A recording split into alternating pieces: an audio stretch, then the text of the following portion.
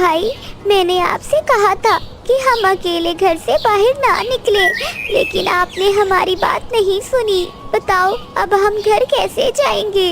वो दोनों बहन भाई ऐसे रो रहे थे कि तभी वहाँ जालिम चील आ जाती है।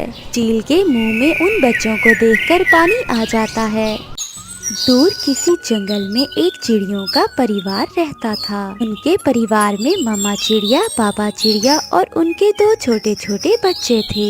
रानू चिड़िया का पति पहले तो बहुत मेहनती हुआ करता था, लेकिन जब से उसकी दोस्ती कालू कौवे के साथ हो गई थी, वो भी बहुत कामचोर हो गया था। सोनू यार, बताओ फिर मजा आता है ना घर में फारग बैठे रहने का? हाँ यार, तुम तो ठीक कहते थे। ऐसी जिंदगी जीने में बहुत मजा आता है। जब चाहा खाया, जब चाहा पिया और जब चाहे सो गया, और जब दिल करे बाहर भी घूम फिर आया। मैं तुम्हें जब भी सोया हुआ देखता था, मैं सोचता था कि तुम पता नहीं कैसे सारा दिन सोए रहते हो। लेकिन मुझे तो अब पता चला है कि इस जिंदगी में जीने का तो अलग ही मजा है। कालू यार, लेकिन वो रानू है ना, हर समय मेरे कान ही खाती रहती है। लेकिन मैं भी ऐसा ढीठ बन गया हूँ, उसकी बात एक कान से सुनता हूँ और दूसरे से निकाल देता हूँ। मेरी तरह मैं भी तो ऐसा ही करता हूँ।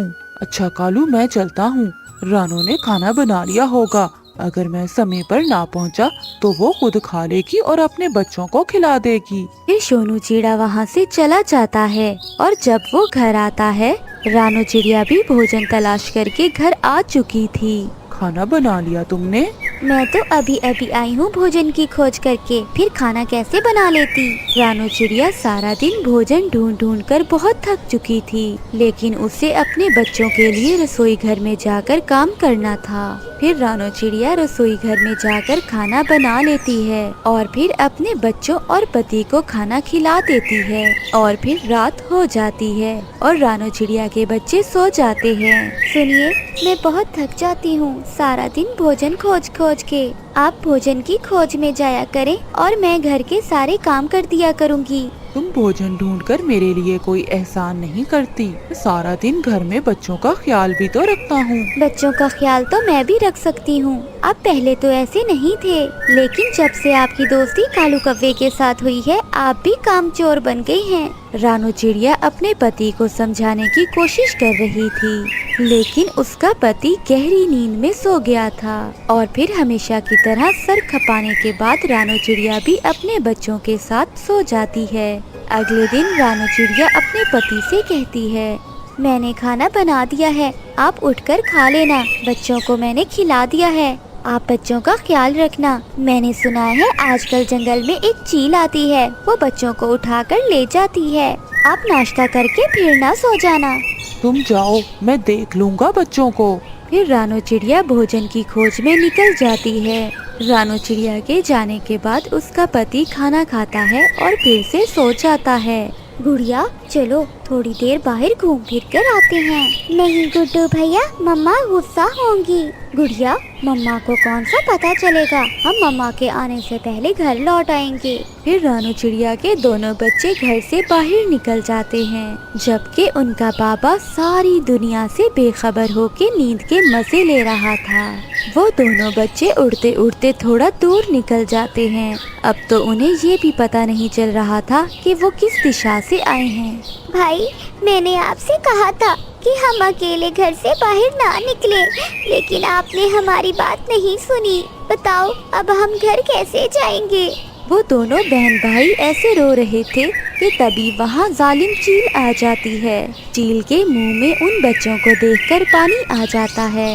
अरे वाह, आज तो बहुत अच्छा शिकार मिला है। चिड़िया के बच्चे, वो भी दो। आज तो मजा ही आ जाएगा। बच्चों, क्यों रो रहे हो? इधर आओ अपनी आंटी चील के पास, मैं तुम्हें तुम्हारे घर लेकर चलती हूँ।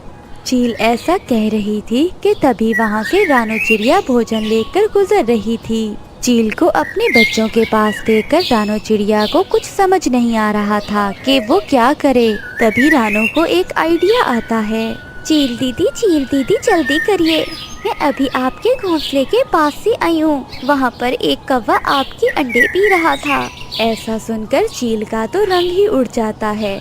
उस कौवे की इतनी हिम्मत कि उसने मेरे अंडे को पिया। आज तो मैं उसे कच्चा चबा जाऊंगी। चील गुस्से में वहाँ से चली जाती है और रानू चिड़िया अपने बच्चों को वहाँ से निकालकर घर की तरफ ले जाती है। तब वो घर पहुँचती है तो उसका पति अभी तक सो रहा था। आज आपकी वजह से मेरे बच्चे मुझसे दूर चले जाने थे। क्या हुआ बच्चों को? आप घर पर रहकर बच्चों का तो ख्याल रख ही सकते हैं।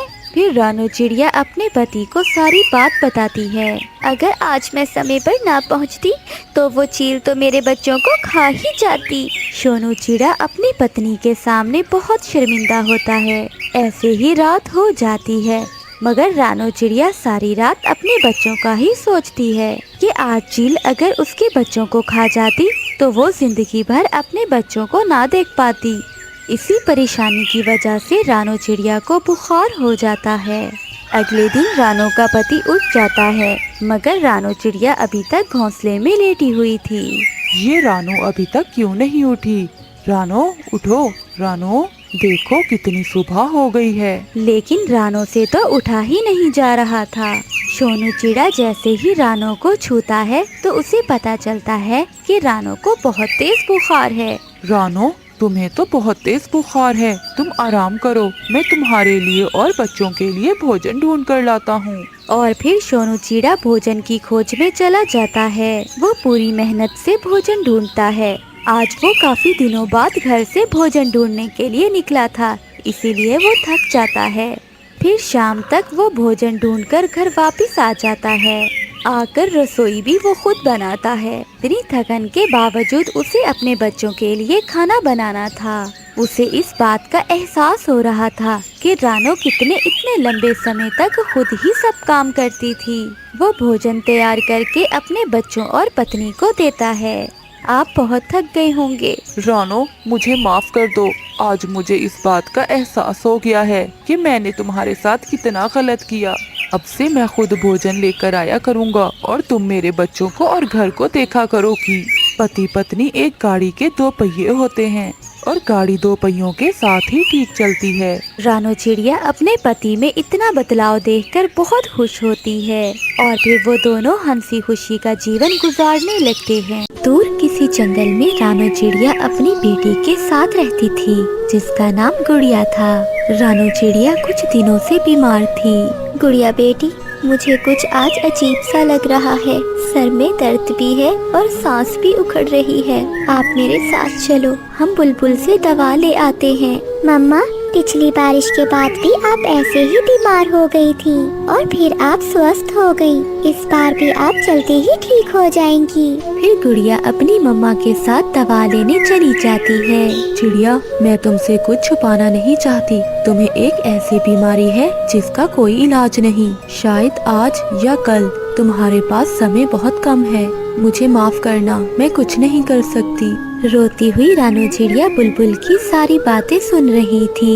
मेरी बेटी बाहर बैठी है, आप मेरी बेटी को कुछ ना बताना। वो बहुत छोटी है, वो ये सब बर्दाश्त नहीं कर सकेगी। गुड़िया बाहर बैठी हुई थी। दोस्त, क्या हुआ? क्या आपकी मम्मा भी बीमार है? क्या हुआ आपकी मम्मा को? मेरी मम्मा को 3 दिन से तेज बुखार है। मेरी मम्मा से तो उड़ा भी नहीं जा रहा। मैं अपनी मम्मा के लिए दवा लेने आया हूँ। आप चुप कर जाओ, मेरी मम्मा भी बीमार है। हमारी मम्मा जल्दी ठीक हो जाएंगी। हो जाता है ऐसे जब तक बारिशें नहीं रुकती। सभी पक्षी बादलों के घरों में रहते हैं। तो दोस्तों, कैसी लगी आपको हमारी आज की ये कहानी? अगर आपको ये कहानी अच्छी लगी तो इसे लाइक कर दें और हाँ, हमारे चैनल को सब्सक्राइब करना बिल्कुल ना भूलना। आपका बहुत बहुत धन्यवाद।